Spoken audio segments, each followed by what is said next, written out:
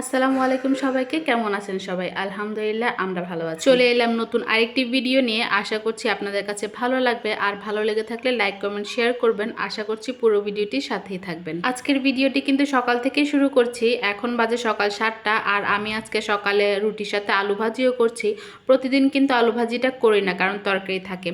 আজকে আর রুটি খাওয়ার মতো তরকারি ছিল না, তাই হচ্ছে আলু ভাজিটাও করে নিচ্ছি। আর এই রুটি বানানোটা হচ্ছে আমার প্রতিদিন সকালের রুটিন, মানে রুটি ছাড়া আমার ঘরে আর কিছুই চলে না, অন্য কিছু একদমই খেতে চায় না। প্রতিদিন রুটি বানাতে হয়, তাই হচ্ছে রুটিটাও আস্তে আস্তে করে বানিয়ে নিয়েছি, আর এখন ছেঁকে নিচ্ছি সবগুলা। আর আমার পাশের চুলায় কিন্তু আলু ভাজিটাও হয়ে গেছে। একটা ডিম ভেঙে দিয়েছিলাম, এখন ডিমটাকে উল্টে দিচ্ছি। আর আমরা সবাই তো এই লাল লাল আলু ভাজিটা খুবই পছন্দ করি। ওই একটা আছে ভিজা ভিজা আলু ভাজি হয়, যেটা সবাই করে, ওইটা কিন্তু তেমন একটা আমার কাছে ভালো লাগে না। আমাদের ঘরে কেউ এটা পছন্দ করে না। এরকম আলু ভাজিটাই কিন্তু বেশি পছন্দ করি। তো নাস্তা করা শেষ করে ফ্রিজে একটা মুরগি ছিল, ওইটা গতকালকে আনা হয়েছে, ওইটাকে বের করে কেটে নিলাম।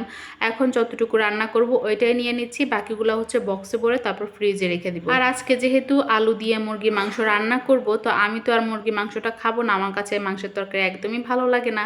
মাছের তরকারি হলে খেতে পারি, কিন্তু মাংসের তরকারির আলু ঝোলটা খাই, মাংসটা খেতে ইচ্ছা করে না। তো আমার জন্য হচ্ছে একটু শুটকির ভর্তা বানাবো। অনেকদিন ধরে এই শুটকির ভর্তাটা খেতে ইচ্ছে করছিল, আজকে সেটাই বানাবো। মাংসটাকে ভালো করে ধুয়ে এখানে মশলাটাও মাখিয়ে রাখলাম, মানে এটাকে একটু ভেজে নিব, হালকা করে ভেজে তারপর রান্না করব। তারপর শুটকি ভর্তা বানানোর জন্য শুটকি, তারপর রসুন, পেঁয়াজ, শুকনো মরিচ, এগুলো সব কিছু বেটে নিয়েছি। আর মাংসের জন্য আদা, রসুন, ধনিয়া, জিরা এগুলোও বেটে নিয়েছি। তো মাংসটাকে খুব সুন্দর করে আগে ভেজে নিচ্ছি, লাল লাল করে ভেজে তারপর হচ্ছে রান্না করব।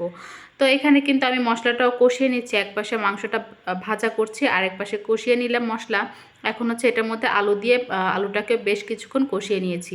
আর এই দেখেন, মাংসটা ভাজতে গিয়ে যখন আমি তরকারির মধ্যে ঢালছিলাম, একদম গরম তেলটা ছিটকে পড়ে আমার শরীরেও পড়েছে, আর চুলার চারপাশে কি অবস্থা হয়েছে, মানে আমার গায়ে কিন্তু বেশি পড়েছে এই গরম তেলটা। তরকারির মধ্যে তো মাংসটা দিয়ে দিয়েছি। আর আজকে শুটকির ভর্তা বাটার পরে আমার হাতের অবস্থা 12টা বেজে গেছে, মানে আগুনের সামনে আমি হাত নিতে পারছি না, একদম কিন্তু লাল হয়ে গেছে, আঙ্গুলগুলোও কিন্তু ফুলে গেছে।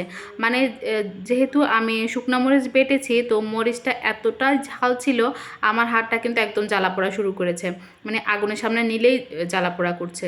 যতটা মজা করে শুটকির ভর্তা খেতে চেয়েছি, এখন ততটাই সাজা ভোগ করতে হচ্ছে। শুটকির ভর্তা খেতে তো ভালোই লাগে, কিন্তু বাটার পর হাতের অবস্থা কিন্তু 12টা বেজে যায়।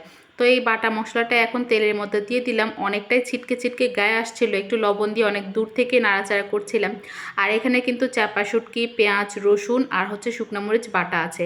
এটাকে কিন্তু তেলের মধ্যে বেশ খানিকক্ষণ ভেজে একটু পানি দিয়ে, যেহেতু শুটকিটা কাঁচা, একটু পানি দিয়ে হচ্ছে ভালো করে কষিয়ে নেব। এই ভর্তাটা এতটাই মজা লাগে যে এই ভর্তাটা যেদিন থাকে ওই দিন আমার অন্য কিছুই লাগে না, এটা দিয়ে ভাত খাওয়া হয়ে যায়। আপনারা কে কে এই ভর্তাটা খান অবশ্যই কিন্তু জানাবেন। আর আমার ভর্তাটা কিন্তু একেবারেই রেডি, একদম যখন তেল উঠে গেছে, কালারটাও চেঞ্জ হয়ে গেছে, তখনই কিন্তু আমি এটাকে নামিয়ে নেব। এতক্ষণ ধরে যারা আমার ভিডিওটি দেখছেন তাদেরকে অসংখ্য ধন্যবাদ। যারা লাইক দেননি একটা লাইক দিয়ে দিবেন, আর ছোট্ট করে একটা কমেন্ট করে যাবেন। আজকের মতো ভিডিওটা এখানে শেষ করছি। সবাই ভালো থাকবেন, সুস্থ থাকবেন। আল্লাহ হাফেজ।